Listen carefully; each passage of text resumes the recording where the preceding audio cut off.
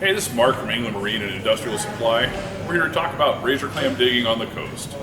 You can razor clam dig with anything from as simple as a plastic gun that starts at $14.95 up to a beautiful big stainless gun with an air tube at $144.95. Razor clam digging is a great family activity. You want to be a little careful.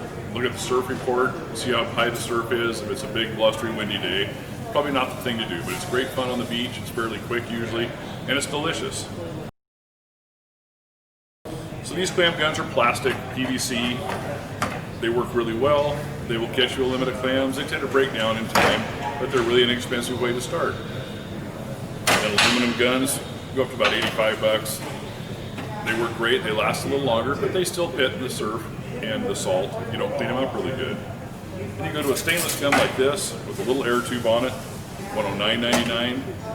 The CrabHawk, probably one of our most popular guns. It comes with a 4-inch tube, 4.5-inch tube, excuse me, or a 5-inch tube. You've got a bad back. These come out of the sand really easy. They're hand-rolled stainless steel tube with an air vent on the side. The air vent, if you pull up nice and easy, will let air down into the sand and break the seal. Come out of the sand really come out of the sand really easy. And the 4-inch tube doesn't hold so much wet sand, so it's not near as heavy. The 5-inch tube, you don't have to be quite as good a shot. You won't pit up your clams. It also has the vent tube on the side, but will be a little heavier when you pick it up. And one of our most popular guns, the Claminator, has a vent tube on the side, has a little valve down here so the tube can't fill up with sand. Comes in and out, really easy to use, a little bit heavy, but probably the lifelong gun.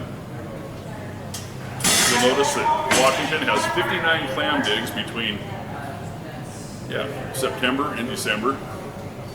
Most of them are at night.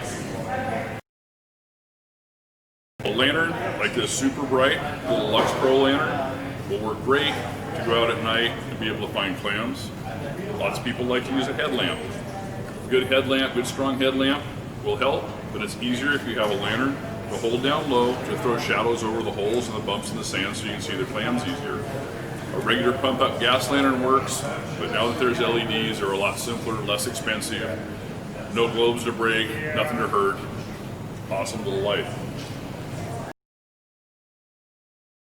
Most old school clam diggers dig with a shovel. It's not like spading your garden. You stick the shovel in, you lift some sand out, slide your hand down and grab the clam. Commercial clam diggers all use shovels.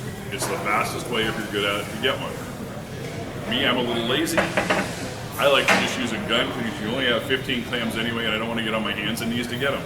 So I run with a gun. Everybody has to have their own clam digging bag or device to hold clams in.